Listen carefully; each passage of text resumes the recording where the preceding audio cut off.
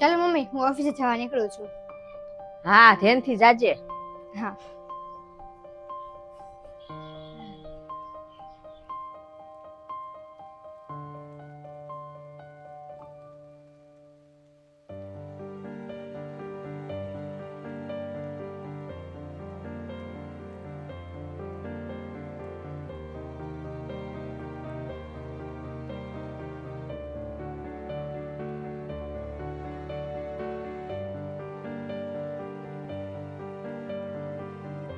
આવી ગયું તું?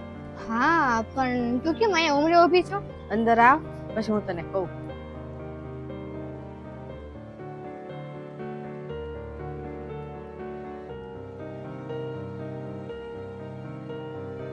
મમ્મી, હું છું? બધું બરોબર છે ને? બધું બરાબર જ છે, અને તું પેલા અહીંયા બે.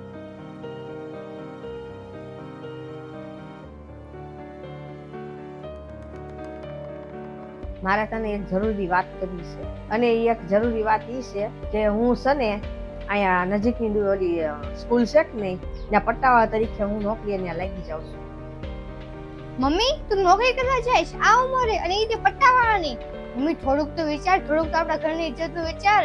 પપ્પા હારું કમાય છે, હું હારું કમાઉં છું, ભાઈ હારો કમાય છે, તો સમાજ શું વિચારશે કે ઘરમાં આટલા બધા હારા કમાવાવાળા છે, એટલે તું નોકરી કરવા જાશો? મમ્મી, થોડુંક તો વિચાર. તું જ કે અમે તારું ધ્યાન નથી રાખતા, તારી બધી જરૂરિયાત પૂરી નથી કરતા? મમ્મી, મને ખબર છે તું મારું ઘણું ધ્યાન રાખે છો, મારી બધી જરૂરિયાત પૂરી કરશો, પણ છે ને તું મારું એકલા પણ દૂર નથી કરી શકતી.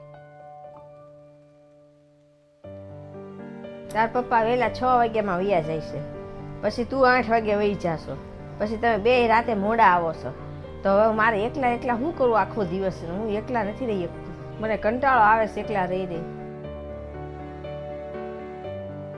આ મને છે ને 11-12 કલાક છે ને મને 12 વર્ષ જેવું લાગે છે.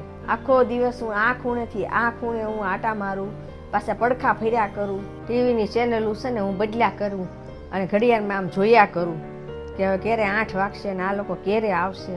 અને તમે પાછા ઘરે આવી જાઓ ને તો કાંઈ બદલાતું નથી. તાર પપ્પા થાકી ગયા એટલે એ ખાઈ પીને એ રૂમમાં સૂઈ જાય, અને તું રીતે તારું કામ પતાવી દે, જમી લે, કાઢવી લે, તું તારા રૂમમાં સૂઈ જા. હું પાછી સાંજે છે ને એકલી પડી જાઉં છું, અને પછી એકલી એવી પડી જાઉં છું ને તો આ ઘરમાં મને એવો શ્વાસ લેવામાં મને તકલીફ પડે છે. આ ઘરની 4 દિવાલમાંથી હું બહાર નહીં નીકળું ને તો હું ગાંડી થઈ જઈશ આમનામ. મમ્મી, તારા મનમાં આટલું બધું હાલતું હતું અને હું એ સમજી ન શકી. હવે મમ્મી, સમાજની મને કાંઈ નથી પડી, તારે જે કરવું હોય ને કરજે, હું તારી સાથે છું.